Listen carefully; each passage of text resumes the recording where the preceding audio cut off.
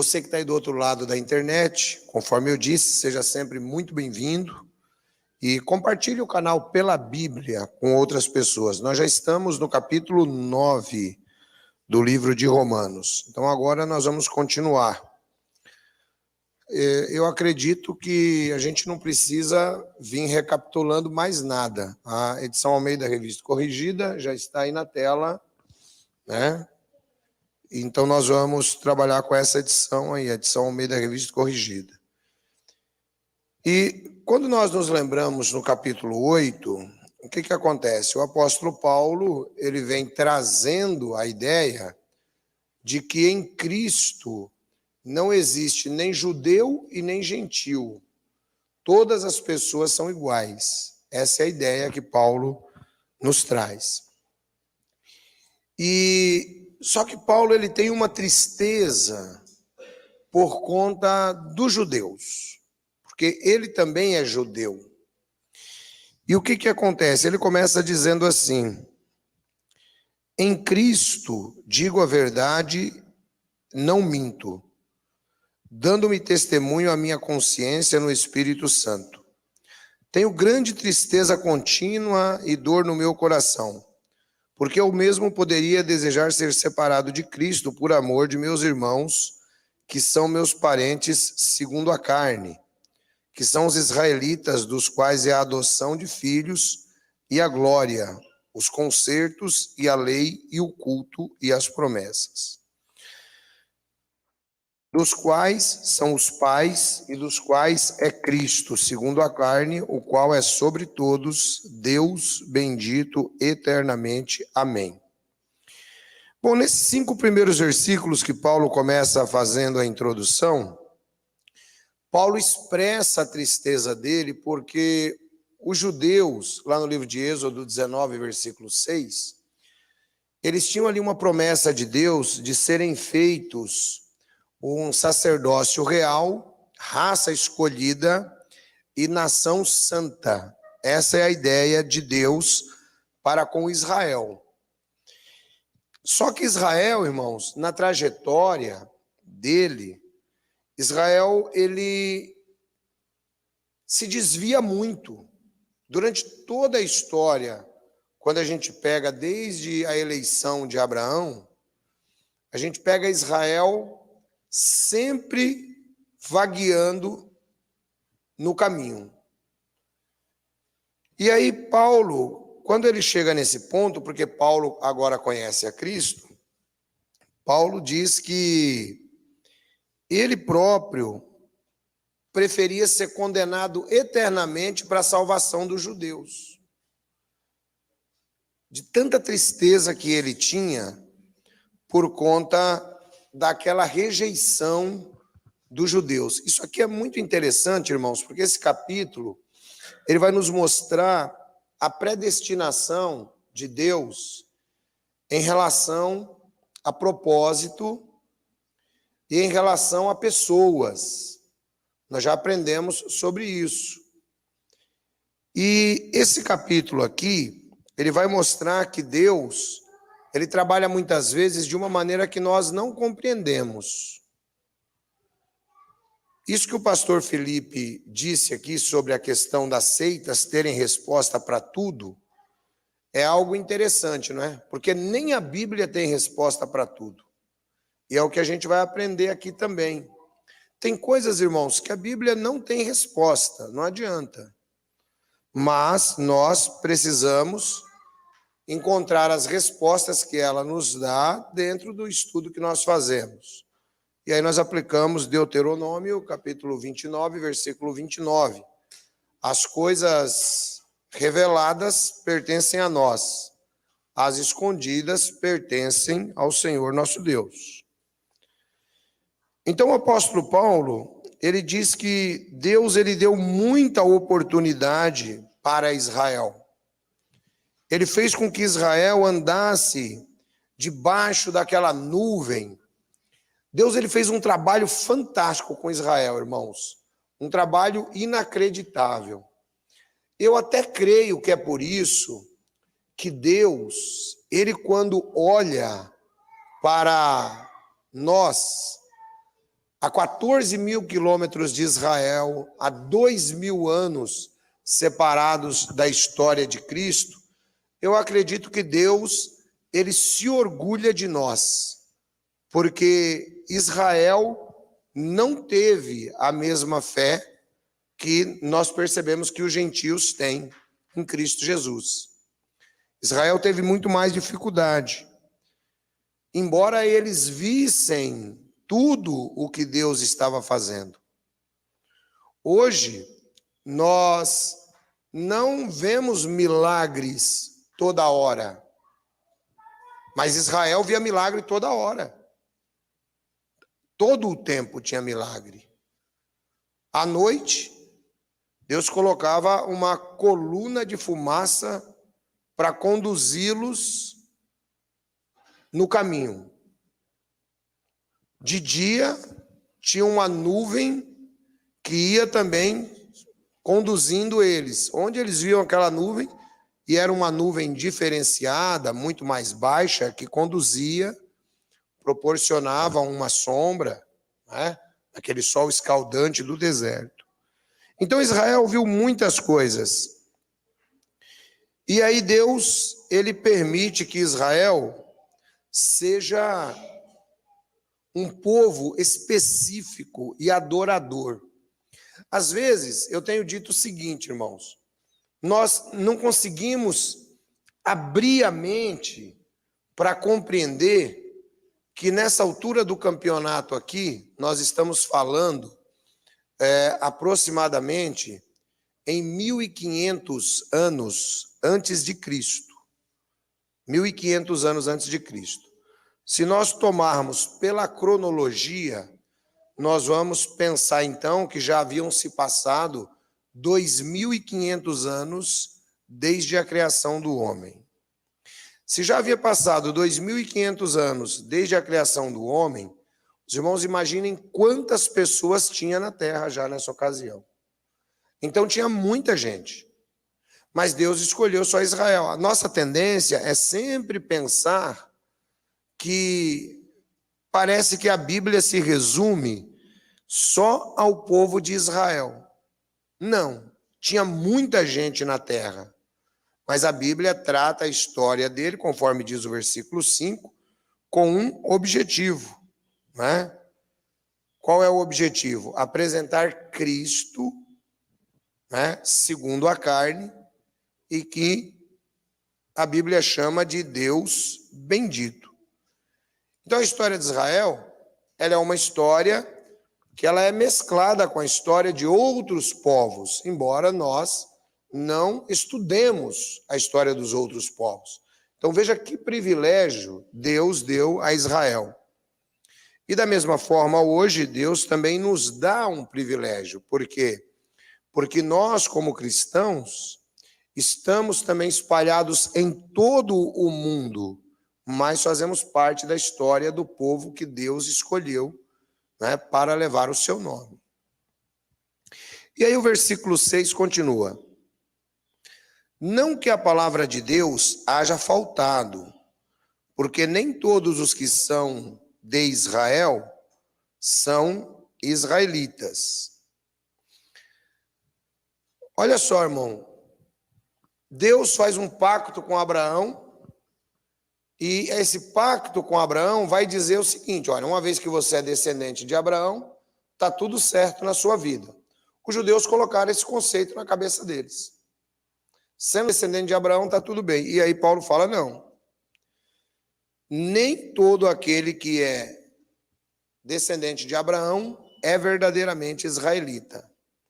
Da mesma maneira, irmãos, nem todo aquele que diz que é cristão o é de verdade. É só Deus quem sabe quem realmente é cristão. Esse é um motivo também muito importante pelo qual nós nunca devemos tropeçar pelos atos de qualquer pessoa. Jamais. Por quê? Porque nem todo aquele que diz que é cristão é cristão. Às vezes, eu vejo pessoas escandalizando na internet, falando mal, olha, o pastor tal, o pastor fez isso, o pastor fez aquilo. Nós vemos as pessoas fazendo isso. Pessoas que normalmente não têm maturidade. Por quê? Em primeiro lugar, nem todo mundo que se diz que é pastor, nem todo mundo que diz que é crente é crente. Então a gente tem que ter um pouco mais de sabedoria nesse aspecto. Assim como nem todo aquele que diz ser israelita é verdadeiramente israelita. Então, Paulo diz, será que as promessas de Deus falharam? De jeito nenhum. Por quê? As promessas de Deus se cumpriram para aqueles judeus que verdadeiramente eram judeus. Então, as promessas de Deus não falharam. É a mesma coisa.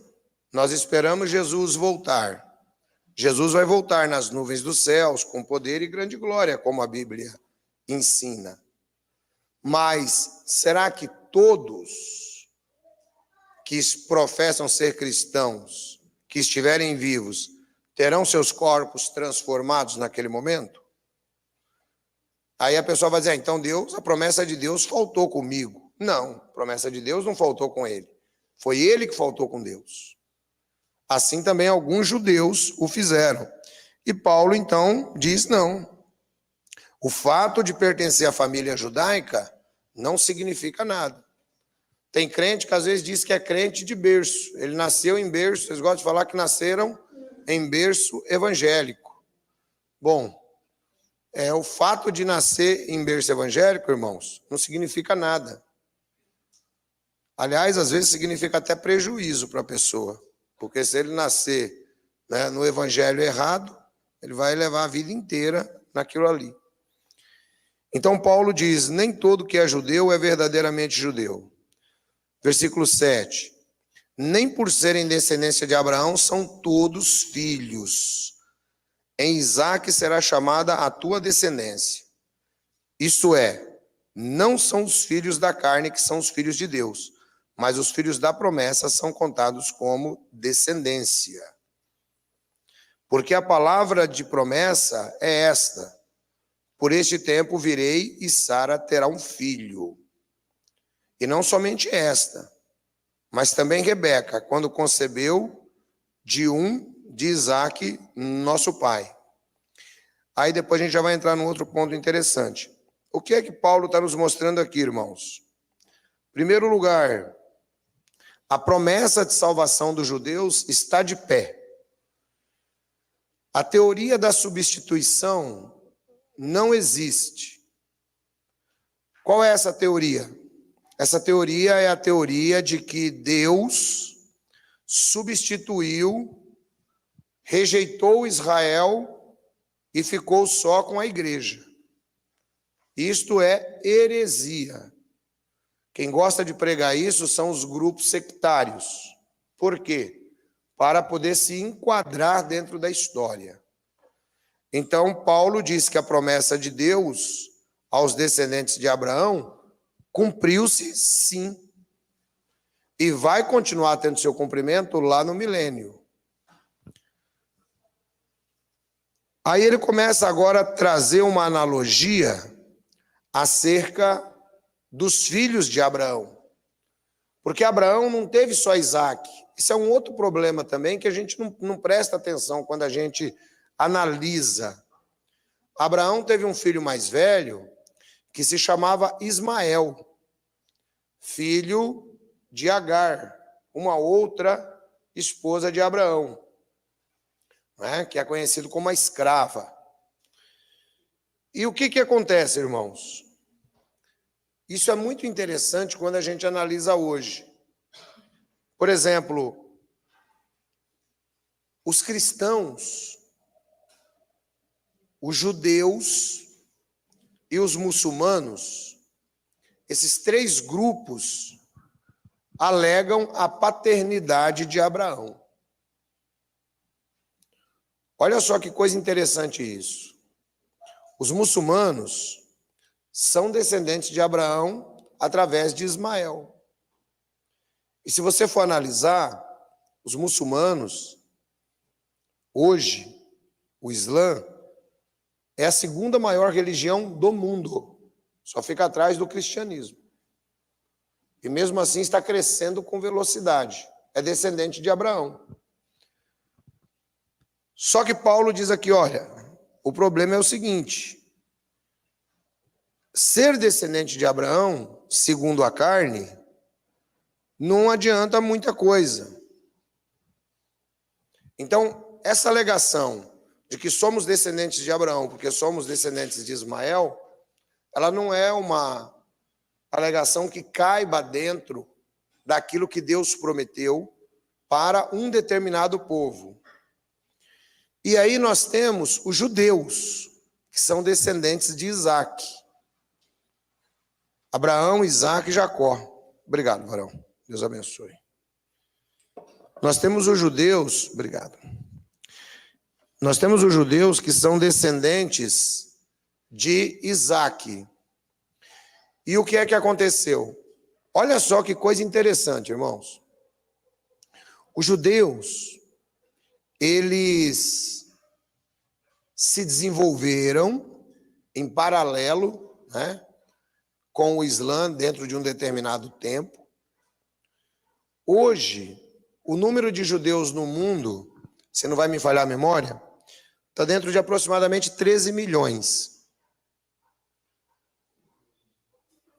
Confere aí para mim na enciclopédia das religiões aí, pastor, faz favor, no judaísmo. Acho que são 13 milhões. Agora, veja só. Esses também alegam que são descendentes de Abraão. E são 18 milhões? Obrigado. Então, olha só que coisa interessante. Enquanto você tem aí no islamismo já mais de 1 bilhão de pessoas, dentro do judaísmo tem mais ou menos 18 milhões que também dizem ser descendentes de Abraão. E aí nós falamos o seguinte: o fato deles serem judeus, serem descendentes de Abraão, os torna dignos para a salvação? Não. É mais ou menos assim, irmãos. Ser judeu é só um começo. É só um começo. A ideia de Deus era, através de Israel, Jesus vem, e essa promessa ela vai se cumprir durante o milênio. Através de Israel, Jesus vem, eu vou formar um reino com israelitas para ser a glória das nações. Essa é a ideia de Deus. E isso vai acontecer quando Jesus assumir o reinado milenar. E muitos judeus estarão junto com Jesus. Só que aí, o que acontece? Acontece que não só os judeus, porque é muita gente no mundo, irmãos. Então, o reinado de Cristo, ele vai ser um reinado bem extenso. Daniel capítulo 2 diz que esse reino, ele enche a terra inteira. Então, o que é que Deus faz? Lá em 1 de Pedro capítulo 2, versículo 9, então Deus fala agora sobre os gentios. Vocês são raça eleita, sacerdócio real, nação santa, povo para propriedade especial. Então veja, Deus traz os judeus e traz os gentios. Só que dentre os dois povos, que é o que você precisa compreender, existem aqueles que foram eleitos para a salvação e aqueles que não foram eleitos, e a gente vai entender isso. Israel, aqui dentro desse capítulo 9, a eleição de Israel é com propósito. A gente não pode pegar esse capítulo 9 e tentar transformar ele numa doutrina de predestinação pessoal. Não dá.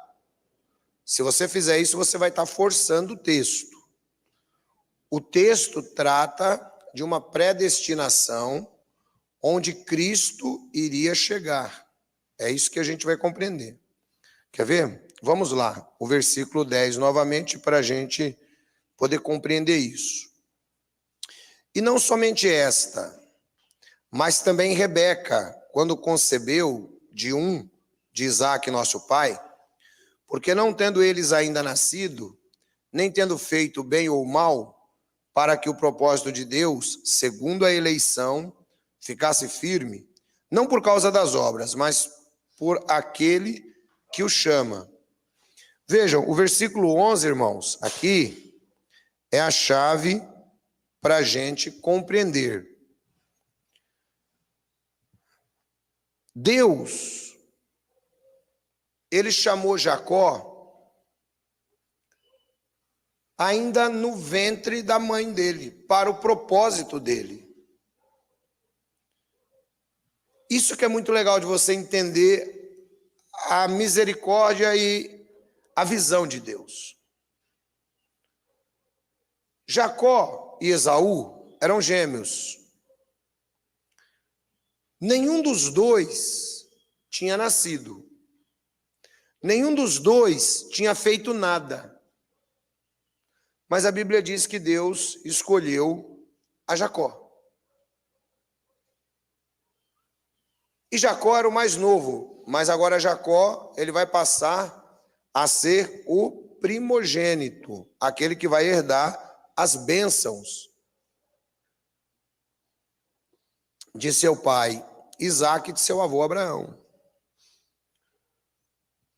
E aí é interessante porque na nossa cabeça a gente não consegue ter essa percepção. Ué, mas por que Deus chamou Jacó e não chamou Esaú para esse propósito? Os dois não tinham nem nascido. Quer dizer, se você fosse mãe de dois gêmeos, como era o caso aqui, você com certeza iria deixar os seus filhos se desenvolverem para você entender qual deles, né, desenvolveria aquela personalidade que poderia ser mais agradável. Mas Deus não precisa do tempo. Deus, ele é atemporal. Então Deus conhecia muito bem quem seria Jacó e Deus conhecia muito bem quem seria Esaú. E vejam, a eleição aqui de Jacó e Esaú não era eleição para a salvação. Isso a gente precisa deixar muito claro, irmãos. Tem gente que leu Romanos 9 e entende tudo errado por causa disso.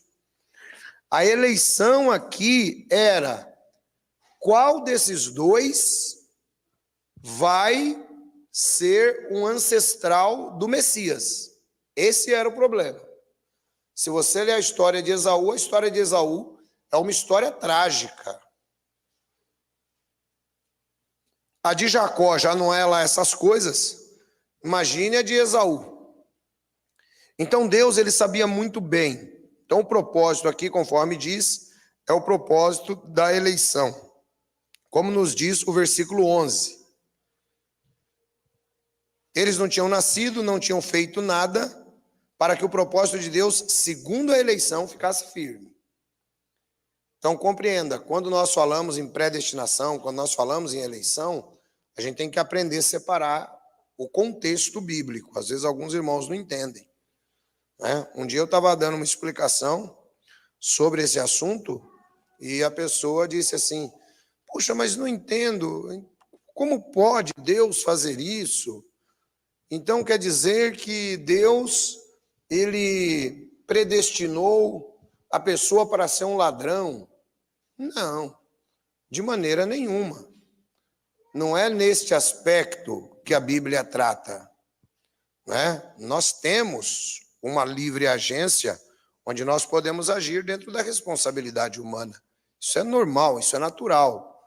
Quando o capítulo aqui está falando de Jacó e Esaú, ele está tratando da eleição para trazer o Messias. Esse é o ponto aqui do capítulo 11. Versículo 12. Foi-lhe dito a ela: o maior servirá ao menor, como está escrito: amei a Jacó e aborreci Esaú. Olha aí que coisa interessante. Bom, aqui quer dizer, eu escolhi Jacó para abençoar e não escolhi Esaú. Aí surge uma pergunta na cabeça dos ouvintes de Paulo, irmãos, que é uma pergunta nossa também. Você sabe que às vezes crente tem medo de fazer pergunta para si próprio porque ele não conhece a sua própria fé, né? Então, como ele não conhece a sua própria fé, ele tem um pouco de medo de fazer perguntas sobre Deus e tal. Aí a pergunta aqui que surge é a seguinte, versículo 14. Que diremos, pois? Que há injustiça da parte de Deus? De maneira nenhuma. Porque na nossa cabeça, vocês concordam? Na nossa cabeça, como seres humanos, os dois ainda estão no ventre. Deus escolhe um para abençoar e escolhe o outro para não abençoar. Você fala, mas poxa vida, né? Não podia dar uma chance para ver quem vai se tornar quem? Então isso para nós pareceria injustiça, não é? Mas olha o que Paulo diz. De maneira nenhuma. Por que de maneira nenhuma, irmão? Se você não conseguir acreditar que Deus, ele é onisciente, que ele é onipresente, que ele conhece o futuro desde antes do nascimento e que ele tem a história na palma da mão, então você não conhece o Deus que você está servindo. O Deus que nós servimos, irmãos, ele tem a história desenrolada para ele como um rolo completamente aberto. Para Deus não existe tempo. Isso que eu quero que os irmãos entendam. Esse negócio de tempo é uma criação nossa. Isso é coisa que o homem criou, não é?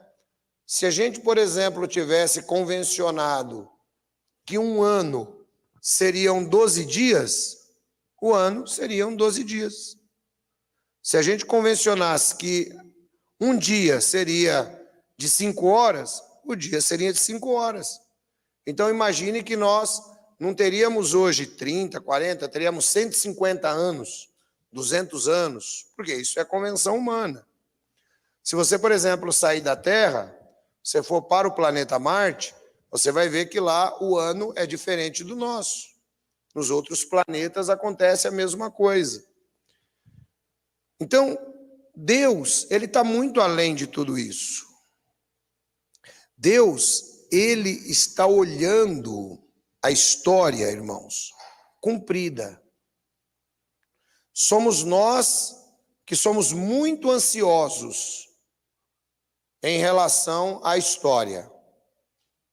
O que será que vai acontecer comigo? Por que será daqui a um ano? O que estarei fazendo? Sabe? Isso aí para Deus, irmão, está tudo certinho já. É por isso que a gente não precisa se preocupar. Tem irmão que se preocupa à toa. O que é que vai acontecer? Não precisa se preocupar. Fica tranquilo. Eu acho engraçado, né, pegando esse ponto aqui. Deus está no controle. Está mesmo. Se você olhar por onde eu estou olhando, Deus está no controle. Quem conseguiu enxergar isso aí, dá um amém? Amém. Deus, ele está no controle mesmo, irmão. Não tem essa. Sabe? Quem não está no controle somos nós. Nós não sabemos o que vai acontecer daqui a alguns minutos. Agora, Deus sabe o desenrolar da história. Deus já conhece a eternidade lá na frente, irmãos. Nós esperamos ter os nossos corpos transformados, nós esperamos obedecer e viver eternamente com Deus. Tudo isso aí a gente tem esperança. Muita coisa nós não sabemos e não vamos saber. Por quê? Paulo disse, 1 Coríntios, capítulo 12, lá no finalzinho, aliás, capítulo 13. Em parte conhecemos e em parte profetizamos. Mas quando vier aquele que é perfeito, o que é em parte será eliminado. Então, conhecimento pleno só quando Jesus voltar. Aí sim, com corpos transformados, aí nós vamos começar a ter uma noção do que é viver de verdade. Por enquanto, isso aqui, irmãos, é aquilo que eu sempre tenho dito, é uma passagem. Nós estamos de passagem aqui. É uma viagem. Então, entenda isso que fica mais fácil para você tocar a sua vida. Deus está no controle? Sim, está no controle. Deus conhece a história desde o princípio? Conhece a história. Deus sabe o final da história? Deus sabe o final da história. Então, para Deus tem ontem, tem amanhã e tem hoje? Não. Para Deus, o tempo não existe. É difícil de entender isso, né? Quando você olha assim, né? Mas é assim para Deus, irmão. Para Deus o tempo não existe. É por isso que aqui no caso de Esaú e Jacó, ele disse, ó, eu escolhi abençoar o Jacó. E eu não quis abençoar o Esaú, no sentido da eleição para a vinda do Messias. Ok? Versículo 15 agora. Só para a gente pegar o gancho no 14. Que diremos, pois, que há injustiça da parte de Deus? De maneira nenhuma. Pois diz a Moisés, compadecer-me-ei de quem me compadecer, e terei misericórdia de quem eu tiver misericórdia. Ou seja, Deus, ele faz do jeito que ele quiser. Os irmãos estão entendendo? A gente não pode fazer do jeito que a gente quer, mas Deus pode. Ele falou para Moisés, ó, eu vou ter misericórdia de quem eu quiser ter misericórdia. E se eu não quiser ter, eu também não quero ter. Aí você fala, puxa vida, né? Que coisa, então, isso se torna estranho para nós. Veja por quê. Próximo versículo, 16. Assim, pois, isto não depende do que quer, nem do que corre, mas de Deus que se compadece. Note então aqui, irmãos, que essa escolha de Deus, essa eleição de Jacó, ela não dependia em nada de Jacó. Jacó ainda não tinha feito nada. Ela dependia única e exclusivamente de Deus. Nós podemos fazer uma aplicação prática na nossa vida também. Não depende do que corre, irmão. Não depende do que você está fazendo. Sabe? Não depende.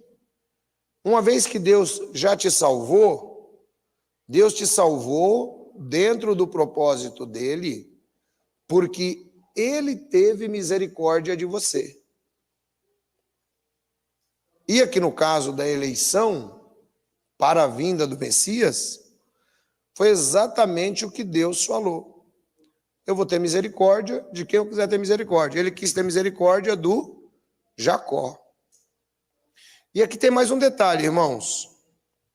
Deus, ele não é uma pessoa entrona na vida da pessoa. Porque se você analisar aqui pela lógica, quem nasceu primeiro? Talvez na sua mente veio o ovo ou a galinha, né? Mas não é isso que eu vou perguntar. Não vocês pensaram? Já veio na cabeça automático isso aí, mas não é isso não. Quem nasceu primeiro foi Esaú e depois o Jacó. Então, pela lógica patriarcal, Esaú deveria herdar as bênçãos. Era o Esaú. Agora, Deus não tinha poder para moldar o Esaú do jeito que ele queria? Tinha. Por que Deus não fez isso? Deus falou assim, não, vou pegar o mais novo. É o mais novo que eu quero. Eu quero ter misericórdia do mais novo. E aí Deus vai e faz o que ele tem que fazer.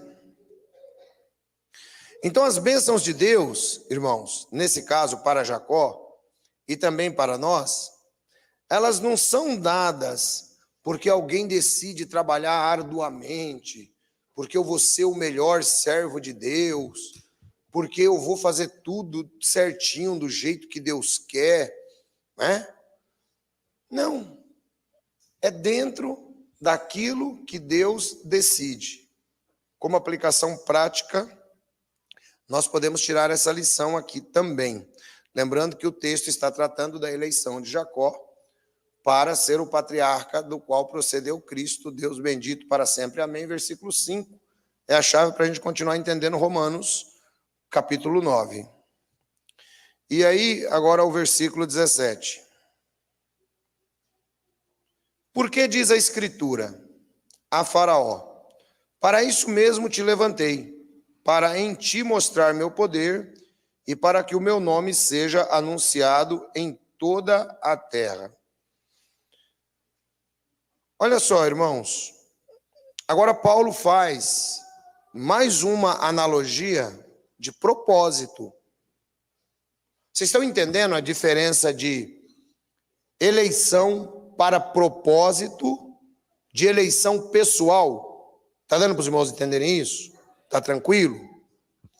Eleição para propósito. Então veja, e isso está relacionado com quem? O faraó, ele está completamente relacionado com a história do povo de Deus. A história dos descendentes de Jacó, que fora eleito para trazer o Cristo. O faraó está completamente relacionado nessa história. Então, o que é que Deus fala para Faraó? Ó, eu dei um reino para você, para que você me entenda, e para que você me conheça, e para que o meu nome seja glorificado em toda a terra. Foi para isso que eu dei o reino para você. Agora, irmão, pensa junto comigo, né? Porque Deus, ele tem uma linha cronológica na história. As coisas não acontecem assim do dia para a noite, né? Tem alguma irmã que teve filho aí antes da hora? Né? 2 meses eu já vou ter meu filho. Não existe. Existe uma cronologia de formação. Assim também Deus. Existe uma cronologia na história. Esse faraó aqui, na verdade, ele deu azar de ser ele o faraó. Porque antes dele teve um monte de outros faraós. Depois dele teve mais outro monte, mas ele era o faraó da história. Ele foi o que Deus escolheu porque tinha uma cronologia. No tempo de Abraão, Deus falou assim, ó, quando tiverem se passado 430 anos, eu vou lá libertar o meu povo. Passaram-se 430 anos. Aí quem está lá governando o Egito? Esse faraó. Então Deus fala assim, ó, eu dei o Egito para você governar, agora, onde vai cumprir o meu propósito, para que o meu nome seja glorificado em toda a terra. Então não é que Deus foi ruim, falou assim, ó, vou pegar esse faraó aí, vou colocar ele, vou matar ele. Não, irmãos, Deus não precisa disso. É a história que vai traçar tudo isso. Só que Deus, como Senhor da história, ele fala para o faraó, né? Eu coloquei você aí para que o meu nome seja anunciado em toda a terra. Agora vem cá, irmãos. Pensem junto comigo. Quem não conhece no mundo a travessia do Mar Vermelho? O mundo inteiro conhece. É uma das mais famosas histórias da Bíblia. E cumpriu-se exatamente isso. Agora a questão é, precisava o faraó ter sido tão duro com Deus. Não, Deus falou que colocou ele lá para o nome dele ser glorificado em toda a terra. Ponto. Mas precisava o faraó ter sido tão duro, ter feito tanta lambança? Não. Não precisava. Vejam que a predestinação aqui deste faraó foi exatamente para consolidar a promessa de Deus feita a Abraão, Isaque e Jacó. E o coração desse faraó era muito duro. Era muito duro. E quando nós temos um coração muito duro, irmãos, Deus ele também nos mostra que não precisa ser tão duro. Às vezes o camarada acaba pastando por conta disso. Próximo versículo, 18. Logo, pois, compadece-se de quem quer e endurece a quem quer. Ou seja, dentro desta questão que nós estamos trabalhando, Deus endureceu ainda mais o faraó. Era o tempo daquele faraó, não era o tempo do faraó anterior, não era o tempo do próximo faraó, o tempo era daquele faraó. E a história tinha que se desenrolar naquele faraó. Então, ele acabou recebendo esse endurecimento. E aí, Paulo diz assim, porque às vezes a pessoa fala, pô, mas Deus foi injusto, né? Deus foi injusto. Por que escolheu aquele faraó? Não é que Deus escolheu aquele faraó, irmão. Aquele faraó, ele já estava dentro da história. Deus falou assim, ó, daqui a 430 anos o povo vai ser liberto. Ele era o faraó, ele era a bola da vez. Entendeu? Não é que Deus fez ele nascer pequenininho, predestinou ele pequenininho, para ele poder ser o faraó que ia morrer no Mar Vermelho, ia sofrer daquele jeito. Não. A história nos mostra que ele herdou o reino de seu pai, não é? Só que ele era um camarada muito orgulhoso. Ele caiu no tempo de Deus. Assim como Nabucodonosor e outros. Aí o apóstolo Paulo diz, dir-me-ás então, por que se queixa ele ainda? Porquanto quem resiste à sua vontade? O que Paulo está perguntando aqui? Bom, já que não dá para resistir à vontade de Deus, por que Deus reclama do ser humano? Ou seja, Paulo está falando aqui o seguinte, será que Deus tem culpa porque a pessoa não fez a sua vontade? Será que foi Deus que levou o faraó a agir daquele jeito? Se Deus levou o faraó a agir daquele jeito, porque Deus falou assim, eu vou endurecer o coração do faraó. Se Deus levou o faraó a agir daquele jeito, então por que Deus ainda está reclamando do faraó? Aí olha só a resposta do apóstolo Paulo. É aqui que eu disse, irmãos, tem coisas que a Bíblia responde e tem coisas que a Bíblia não responde. E tem coisas que quando a Bíblia não responde, a gente se cala. Olha só. Dir-me-ás então, por que se queixa ele ainda? Porquanto quem resiste à sua vontade? Mas, ó homem, quem és tu que a Deus replicas? Porventura a coisa formada dirá ao que formou, por que me fizeste assim? Vejam só,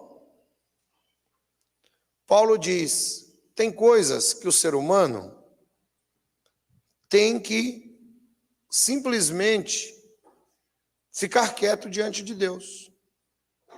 Deu para vocês entender? Tem coisa que você tem que simplesmente ficar quieto diante de Deus.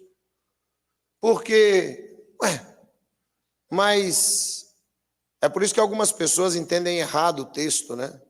Acham que Deus predestinou ações. Não.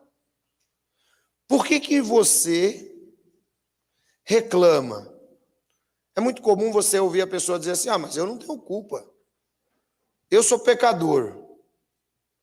Eu não tenho culpa porque eu não pedi para nascer. Não é? Muitas pessoas dizem isso. Então o culpado de eu estar aqui e de eu ser pecador é Deus. É o que algumas pessoas pensam. E Paulo fala: não, peraí. Quem é você para questionar o oleiro que te formou?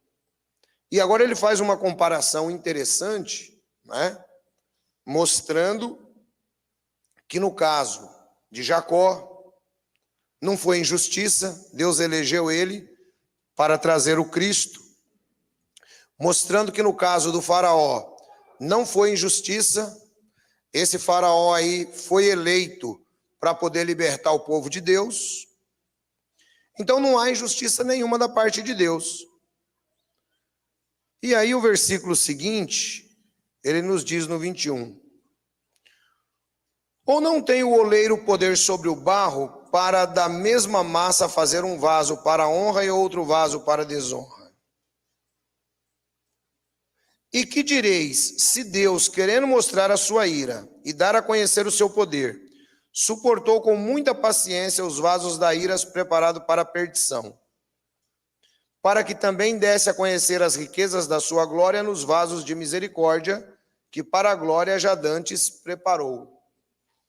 Olha, irmãos, que interessante isso aqui, ó. Disse que Deus, aqui nesse caso, ele havia preparado o faraó como um vaso do mesmo barro que ele preparou o Jacó. Do mesmo barro. É a mesma coisa. Você pode ter um vaso em casa e esse vaso ele pode servir para pôr flor. Mas esse mesmo vaso pode ser um vaso sanitário. Concorda? Então, embora sejam de louça, o material seja parecido, conforme nós vemos, é um vaso para a destruição. E o outro é um vaso para a bênção. Então, aqui no caso, Jacó, feito da mesma matéria-prima do faraó, era reconhecido por Deus como um vaso feito para a honra. E o faraó, um vaso feito para desonra. Aí o versículo 22. E que direis se Deus, querendo mostrar sua ira e dar a conhecer o seu poder? Aqui, irmãos, tem um detalhe interessante. Mostrar sua ira e conhecer o seu poder. Suportou com muita paciência os vasos da ira preparados para a perdição. Olha, nós estamos em 2.500 anos de história, aproximadamente. Imagine quantas atrocidades Deus teve que suportar até chegar nesse momento aqui. Então Deus suportou tais vasos da ira, mas nós devemos lembrar que aquele mundo era um mundo que não conhecia o verdadeiro Deus. E se Deus não tivesse tomado certas ações na história, também teria sido difícil para que o resto do mundo o conhecesse como nós conhecemos. Naquele momento em que nós estamos tratando aqui do faraó, o próprio faraó se considerava um deus. E no Egito, haviam vários deuses. Eu já preguei sobre as 10 pragas, e as 10 pragas, cada uma delas atacou um deus do Egito. E a última atacou o próprio faraó, que se considerava também Deus. Então Deus deu a conhecer o seu poder ali. Mas quantas pessoas piores do que faraó Deus teve que suportar na história? Então não houve nenhum tipo de injustiça da parte de Deus. E aí depois ele disse, para que também desse a conhecer a sua riqueza, da sua glória, nos vasos de misericórdia que preparou para a glória já dantes.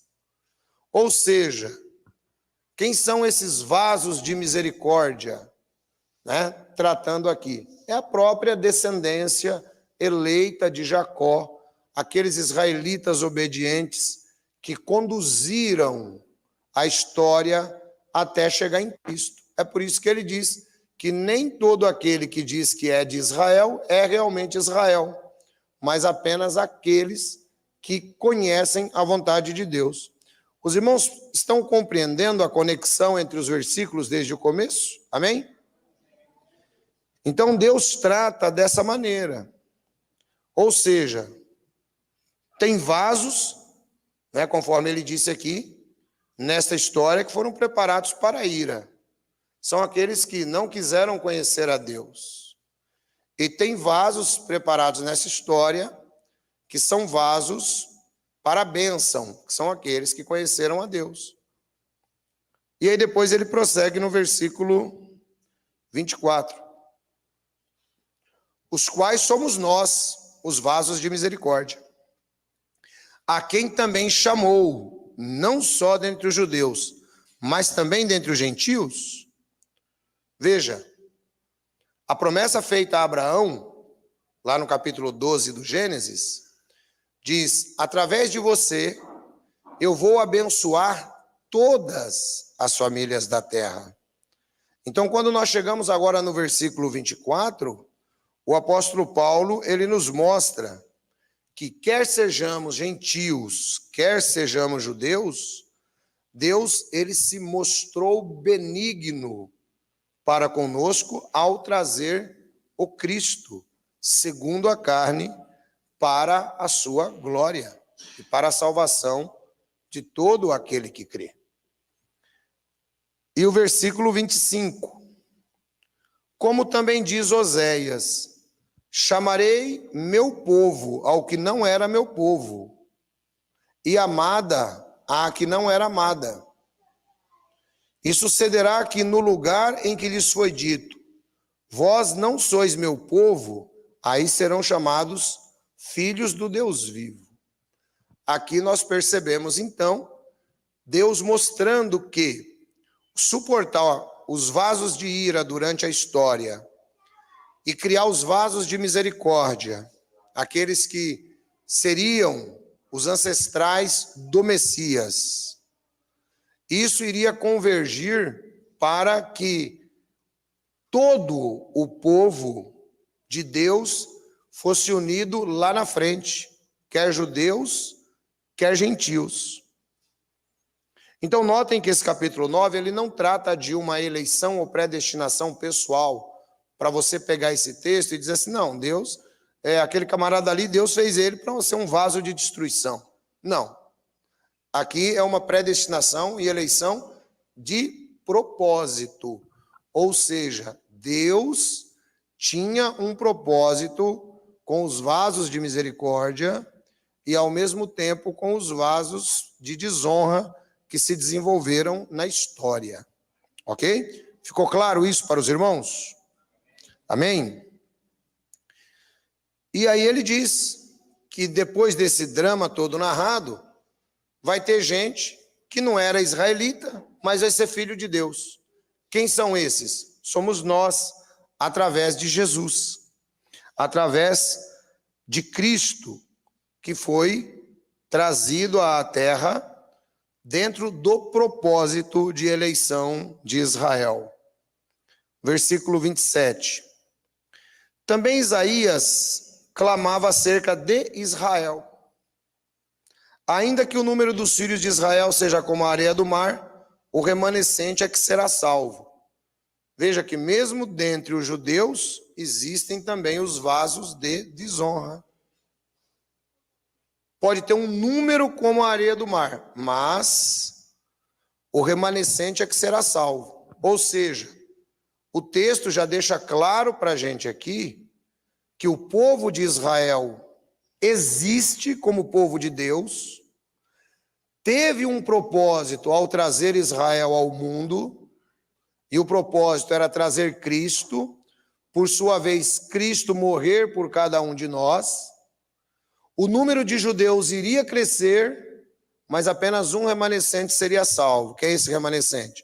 Esse remanescente de judeus são aqueles que aceitaram ou aceitarão a Jesus como Senhor e Salvador. Versículo 28.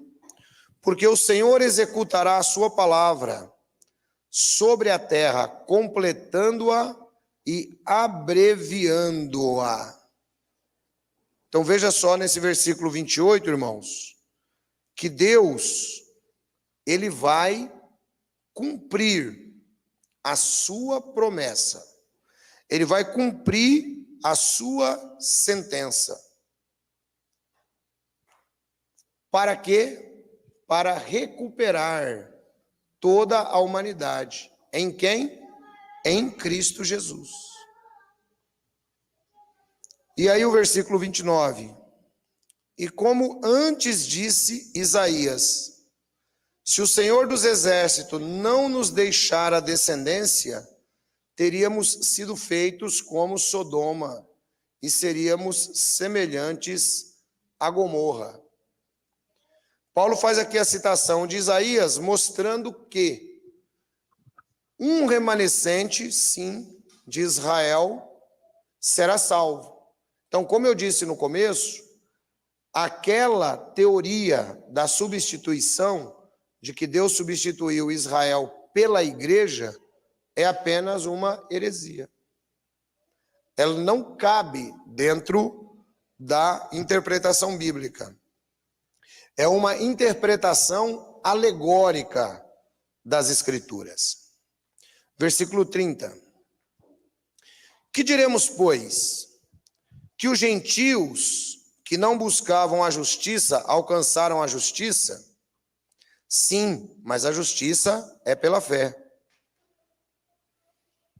Paulo aqui nos mostra o seguinte: os gentios, conforme nós aprendemos desde o capítulo 1, lembra-se? Os gentios não buscavam justiça nenhuma. Os gentios adoravam o panteão de deuses greco-romanos. Os gentios tinham uma maneira de viver nada parecida com a maneira de Cristo, que é a justiça de Deus.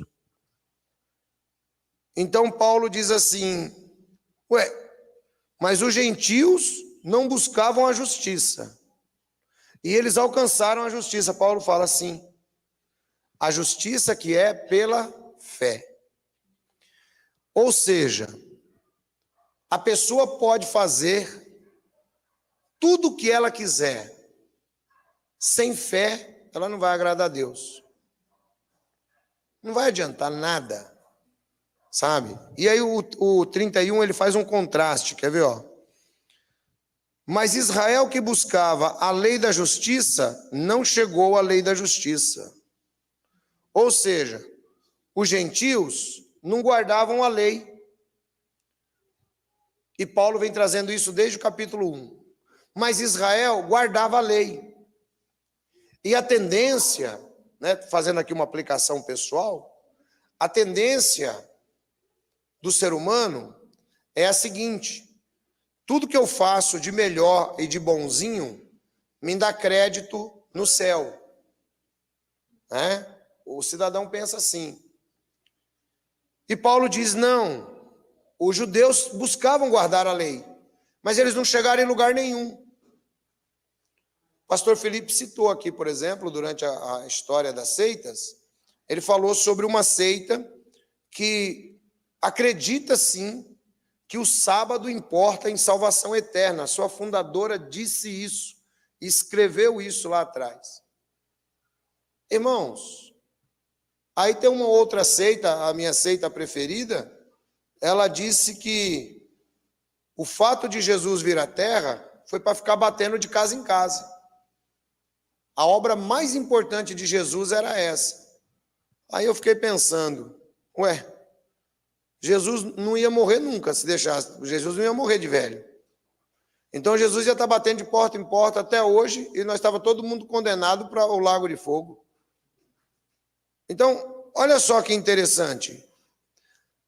As obras não salvam. As obras não salvam. O que salva é a fé em Cristo. Aí nós vamos para o versículo 32. Depois que ele faz essa comparação. Por quê? Porque não foi pela fé, mas como que pelas obras da lei. Tropeçaram na pedra de tropeço. Irmão, aqui tem um detalhe bastante interessante.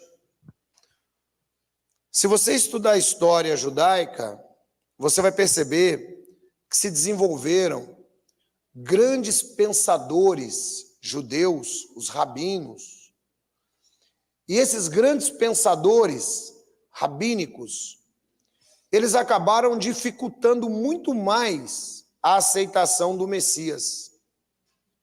Quem era o grupo que mais fazia oposição a Jesus? Eram os fariseus. Quem eram os fariseus? Os fariseus, eles eram os guardiões da lei. Então, tudo que tinha que saber sobre a lei, você tinha que falar com o fariseu. Aí, você ia lá no fariseu, esse aí, será que ele é o Messias? Não, esse aí não é o Messias, não. Esse aí não é o Messias, não. Pode ficar tranquilo. Esse aí não é o Messias, porque o Messias, ele vai vir poderoso, ele não... Veio de Belém? Não é o Messias, não. Fica tranquilo. Então, aqueles que tentavam guardar a lei foram exatamente aqueles que tropeçaram, né? Conforme diz aqui o 33. Como está escrito: eis que eu ponho em Sião uma pedra de tropeço e uma rocha de escândalo, e todo aquele que crer nela não será confundido. Vejam, Israel tropeçou em parte em quem? No próprio Cristo. No próprio Cristo. O que é que Deus faz na história? Deus elege Jacó para trazer o povo de Deus. O povo de Deus chega. Jesus Cristo vem. Deus trabalha a história, 4.000 anos de história, com um propósito de trazer o Messias. Eles estudaram, eles sabiam, mas nem todos eles eram vasos de honra. Se fizeram vasos de desonra. E tropeçaram em quem? Tropeçaram em Cristo. O mesmo acontece hoje, irmãos. O mesmo acontece hoje. O maior tropeço de muitas pessoas não é Cristo mais.